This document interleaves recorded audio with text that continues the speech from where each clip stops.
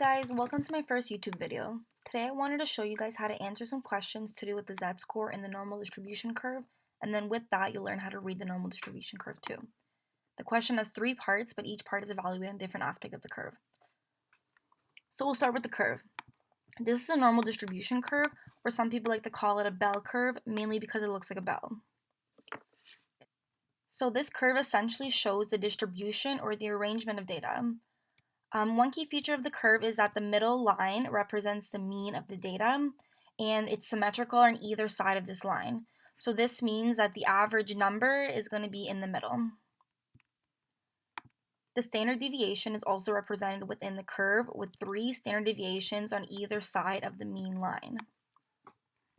So the probability can be determined from this curve as well because the area of the curve relates to a certain portion of the data. For example, if the data falls between one standard deviation of the mean, it'll consist of 68% of the data, so 34% on each side. One more standard deviation from that consists of 95% of the data, and then one more from that one consists of 99.7% of the data. So this means that we have 2 tiny tails left on either side that are going to be combined 0.3% of the data since it needs to add up to 100%. This means that both tails are going to be 0.15% each because it's 0.3 separated into 2 parts. So now we're at the question. Keep in mind that I made up this data, so don't go comparing your 100 meter sprint times to this, just to see what percentile you fall into because it will not be accurate. So the question is, to make it to the state level of the running competition at a local elementary school, a student must complete the 100 meter sprint within 15 seconds. At this particular elementary school, there are 56 students competing with an average time of 18 seconds and a standard deviation of 3 seconds for the 100 meter sprint. So to begin, part A. What is the percentage of students that are expected to continue straight to the state level of the competition? To answer that, I first like to write down all the information that's given to us from the question with the variable symbols. We know that there are 56 students, that the mean is 18, and the standard deviation is 3. It's also given to us that in order to continue to state level, you need to have a time of 15 seconds to continue. Looking back to the curve, now we know our variables, so we can fill in the mean or the average, aka the middle line, which is equal to 18 seconds. Each additional standard deviation is the mean plus or minus the number of standard deviations, so we just keep adding 3 to the values to the right of 18 and keep subtracting 3 to the values left of 18. One important thing to know about the curve is that it encompasses 100% of the students. So the fastest students are at the lower end of 100%, which makes sense because there are probably fewer of them with a time below 9 seconds. And the slowest students are the top with a time of 27 seconds. When you're looking at the probabilities, you always have to look from left to right since we have to start at 0%. So when we try to find everyone that's 15 seconds or faster, we look at everyone to the left of 15 seconds on the curve. Because we know that the middle line is equal to 50% of the students, and there's 34% of the students on either side of the middle line, we know that 15 seconds should lie approximately 50 minus 34% of the population, which is 16%. Now let's check that using a formula. The formula for this is z-score equals the x value, aka the value that you're looking for, minus the mean value and all of that divided by the standard deviation. Subbing the values into the formula, we get 15 minus 18 equal to negative 3, and that divided by positive 3 equals negative 1. The z is just the exact data point of where the x value that you're looking for lies within the distribution in terms of the standard deviations away from the mean. So going to the z-score chart, we have to identify the ones column of our z-score number, the tenths, and the hundreds column. In our case, it's negative 1.00. So we have to find the negative 1.0 on the left-hand column and the hundreds column, which is also the 0 from the top row. Then we follow these two numbers and we see that the exact probability is 0.1587. Multiplying this by 100, we get the percentage, which is 15.87%. This is approximately equal to 16%, as you may recall from our curve estimate previously. This means that 15.87% of the students will continue straight to the state level because their time is below 15 seconds. The next question gets a little trickier. Now, suppose the next level between Now, suppose the next level below state level is local level. Students making it to local level of competition are expected to have a time between 15 and 20 seconds. What is the percentage of students that are expected to continue to the local level of competition? So we have the same given values except for the x values. Instead of finding everything below a value, now we're looking for an in between two values. This means that we're looking for those who are below 20 seconds but above 15 seconds.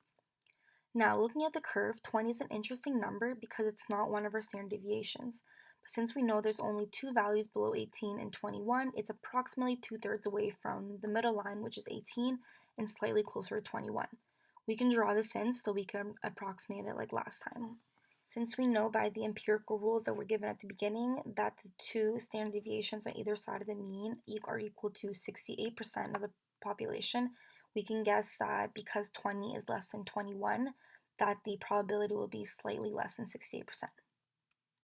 So the z-score value for x equals 15, we already know is going to be -1 from the previous question, but the z-score value for x equals 20, we don't know yet, so it'll be 20 minus 18, which is equal to 2, and then divide that by the standard deviation of 3, and we get 0.666667, and we can round this to 0.667.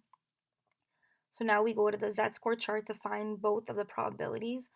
So based on the z-score chart, we have to find a value of 0.667. However, because it only goes to the nearest 100, we have to round this number to the nearest 100. So now we round to 0.67. Using the same method as before, we can find the ones column and then the tens column from the left, and then the hundreds column from the top row. And then when you follow these two, you get a probability of 0.7486. Again, we multiply this by 100 and get 74.86%. Now we can subtract them to see what the actual in-between probability is, and we can get 58.99%. As guessed previously, this value should be just below 68%, and it is, so we can confirm our answer to be pretty much correct. Therefore, we can say that 58.99% of the students will continue to the local level of competition with a time in between 15 and 20 seconds. Now, the last variation that I'm going to show you today will come from the slowest students. So participation awards are given to those students that don't have a time fast enough to continue to any further competition. This includes anyone with a time greater than 20 seconds. What is the percentage of students that are expected to get participation awards? Again, let's write down our given values, which are all the exact same, except for the fact that we have only one x value this time, and it's x equals 20, which we've had before. But this time we're looking for everyone who is slower than 20. So we have to find the probability that's greater than 20 seconds. Again, we can approximate it using our curve.